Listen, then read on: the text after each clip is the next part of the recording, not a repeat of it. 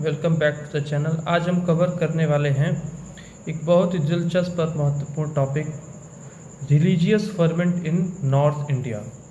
उत्तरी भारत में धार्मिक तूफान, एक क्लास 12 के सेकंड पार्ट के सेकंड चैप्टर से रिलेटेड है। दोस्तों, 8th to 12th सेंचुरी के बीच नॉर्थ इंडिया में धर्म और समाज के अंदर एक ऐसा तूफान आया जिसने पुरानी परंपराओं की जड़ों को हिलाकर रख दिया। न्यू रिलीजियस मूवमेंट्स स्टार्ट हुए, जाति व्यवस्था यानी कास्ट सिस्टम पर सवाल उठाए गए और भाषा की पुरानी दीवारों को तोड़ दिया गया। So grab your notebook and pen. तो चलिए और इस धार्मिक तूफान को आसान भाषा में समझते हैं। फर्स्ट ऑफ ऑल समझते हैं कि इसे धार्मिक तूफान क्यों कहा गया।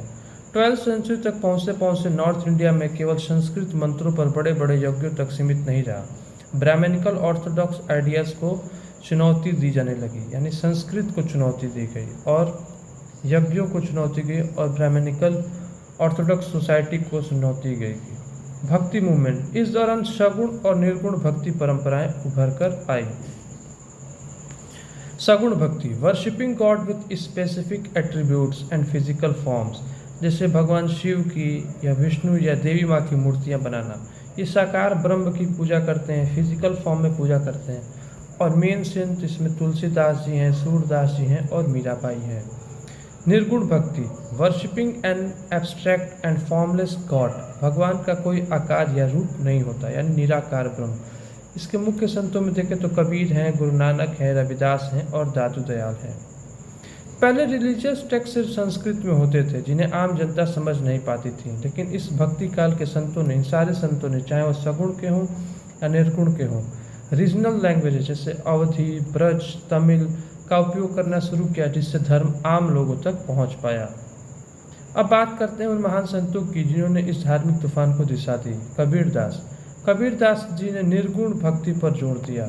इन्होंने निर्गुण भक्ति पर जोर दिया।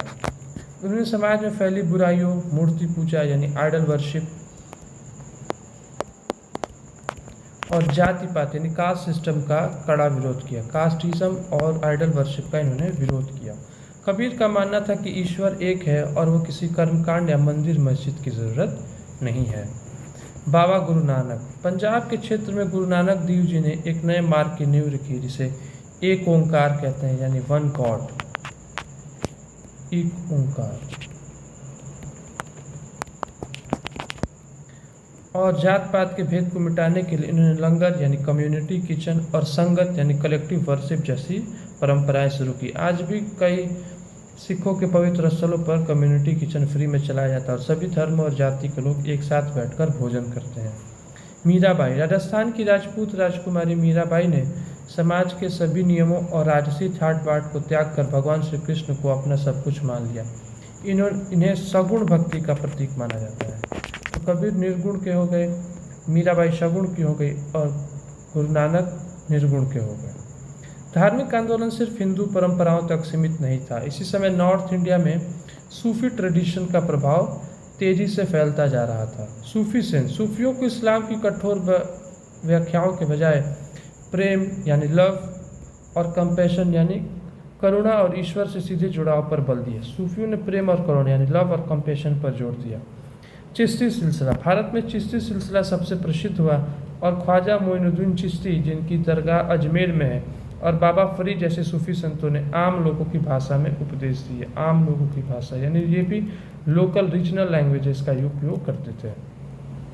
सूफी खानकाहों में जिसे हॉस्पाइसेस कहते थे, HOSPICES, खानकाहों में हिंदू और मुस्लिम दोनों धर्मों के लोग बिना किसी भेदभाव के आते थे, जिससे समाज में भाईचारा बढ़ा। टू समराइज, इस धार्मिक तूफान ने समाज पर क्या असर डाला। कास्ट सिस्टम चैलेंज्ड, निचले तबके के लोगों और महिलाओं को भक्ति आंदोलन में बराबरी स्थान मिला, मतलब कास्टिज्म को इन्होंने विरोध किया और वुमेन्स को भी इक्वली पार्टिसिपेट कराया। Rise of regional languages, Hindi, Punjabi और अन्य क्षेत्रीय भाषाओं में महान साहित्य लिटरेचर को भी लिखा गया। कल्चरल सिंथेसिस, सांस्कृतिक मेलजोल, हिंदू और मुस्लिम संस्कृतियों का एक सुंदर मिश्रण देखने को मिलता है। सो गाइस, यह था क्लास 12 हिस्ट्री चैप्टर 2 का टॉपिक, उत्तरी भारत में धार्मिक तूफान यानी रिलीजियस फर्मेंट इन नॉर्थ इंडिया। अगर आपको टॉपिक अच्छे से समझ आया तो वीडियो को लाइक करना ना भूलें और दोस्तों को भी शेयर करें और लाइक करें और चैनल को सब्सक्राइब करें। Always history.